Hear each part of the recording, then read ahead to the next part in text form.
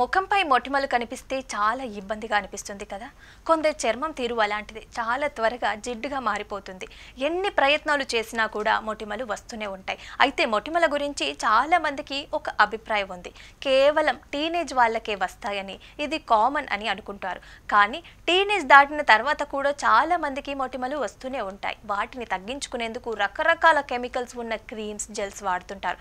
వీటి వల్ల లేనిపోని సైడ్ ఎఫెక్ట్స్ కూడా వస్తాయి. అయితే ఇలాంటి కెమికల్స్ ఉన్న క్రీమ్స్ వాడకుండా సహజ సిద్ధమైన పద్ధతిలో మొటిమలను తగ్గించుకునేందుకు చిట్కాలు ఈ వీడియోలో మీకోసం.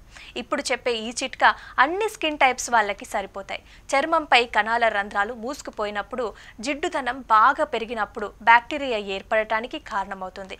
ఎప్పుడైతే ఈ బ్యాక్టీరియా పెరుగుతుందో అక్కడ చర్మంపై వాపు వస్తుంది.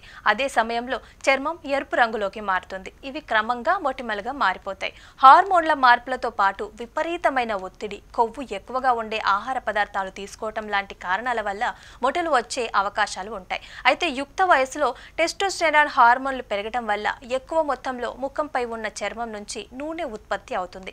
ఇవి మొటిమలకి దారితీస్తుంది. సరైన విధంగా చర్మాన్ని శుభ్రం చేసుకోకపోయినా, బ్యూటీ ప్రోడక్ట్స్ సరిగ్గా పడకపోయినా కూడా మొటిమలు వచ్చేందుకు అవకాశం ఉంటుంది. మరి వీటిని తగ్గించుకునేందుకు ఒక కప్పులో ముందుగా 1 టేబుల్ స్పూన్ శనగపిండి వేయాలి. ఆ తర్వాత అందులో 1 టేబుల్ స్పూన్ పెసరపిండి కూడా కలపాలి. ఈ రెండింటిని బాగా మిక్స్ చేసిన తర్వాత 1 టేబుల్ స్పూన్ పసుపు వేయాలి.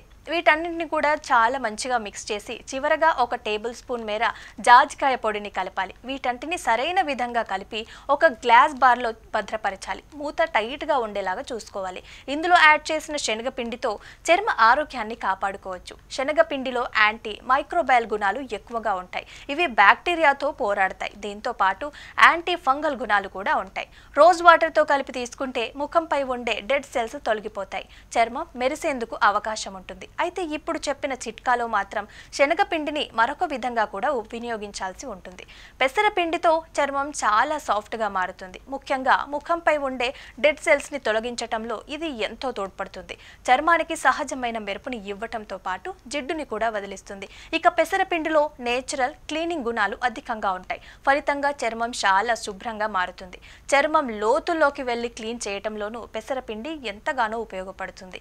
అన్నింటికంటే ముఖ్యంగా చెప్పుకోవాల్సింది ఏంటంటే ఇందులో యాంటీ ఆక్సిడెంట్స్ ఎక్కువగా ఉంటాయి. ఫలితంగా చర్మం మీద పేరుకున్న టాక్సిన్స్ అన్ని బయటకు వెళ్ళిపోతాయి. ఇక ఇందులో ఉండే యాంటీ మైక్రోబయల్, యాంటీ ఇన్ఫ్లమేటరీ గుణాలు చర్మ సమస్యలను తగ్గించడంలో సహకరిస్తాయి. ఇందాక చెప్పినట్లుగా 1 కప్పులో అన్ని పదార్థాలని కలిపి రెడీగా పెట్టుకొని 1 గ్లాస్ జార్లో నిల్వ చేసుకోవాలి. రోజు రాత్రిపూట ఈ పౌడర్ని వాడాలి. ముందుగా ఈ మిశ్రమాన్ని 1 గిన్నెలోకి తీసుకొని ఆ తర్వాత అందులో 2 టేబుల్ స్పూన్ల మేర పాలు పోయాలి. ఒకవేళ ఈ మిశ్రమం మరీ గట్టిగా ఉందంటే ఇంకొన్ని పాలు పోసుకొని కాస్త వదులుగా చేసుకోవాలి. ఈ మిశ్రమాన్ని సరైన విధంగా ముఖం మీద రాసుకోవాలి. ఊరికే అప్లై చేయడం కాకుండా మసాజ్ లాగా చేసుకోవాలి. ఇలా చేసిన తర్వాత కనీసం 10 నిమిషాల పాటు అలాగే ఉంచాలి. ఆ తర్వాత మామూలు నీళ్లతో ముఖం కడుక్కోవాలి. అయితే ఇలా వాష్ చేసుకునేటప్పుడు మరీ ఎక్కువగా చేతులని రబ్ చేయకూడదు. ఇలా చేయటం వల్ల ఎక్కువ మొత్తంలో చర్మ కణాల నుంచి ఆయిల్ ఉత్పత్తి అయ్యే అవకాశం ఉంటుంది. మరొక చిట్కా ప్రకారం 1 గిన్నెలో 1 టేబుల్ స్పూన్ ఎర్ర కందిపిండి తీసుకోవాలి. 1 టేబుల్ స్పూన్ గంధం పొడి, 1 టేబుల్ స్పూన్ మేర ముల్తాని మట్టి తీసుకోవాలి. ఈ మూడింటిని బాగా మిక్స్ చేసి చివర్లో ఇందులో 1 టేబుల్ స్పూన్ లేదా 2 టేబుల్ స్పూన్ల మేర పెరుగు వేయాలి. వీటంటిని బాగా మిక్స్ చేసి ఇలా కనీసం అరగంట పాటు ఉంచాలి. ఈ మిశ్రమాన్ని ఆ తర్వాత ముఖం మీద అప్లై చేసుకోవాలి. కనీసం 10 నిమిషాల పాటు అలాగే ముఖం మీద ఉంచుకోవాలి. ఆ తర్వాత చల్లని నీటితో ముఖం కడుక్కోవాలి.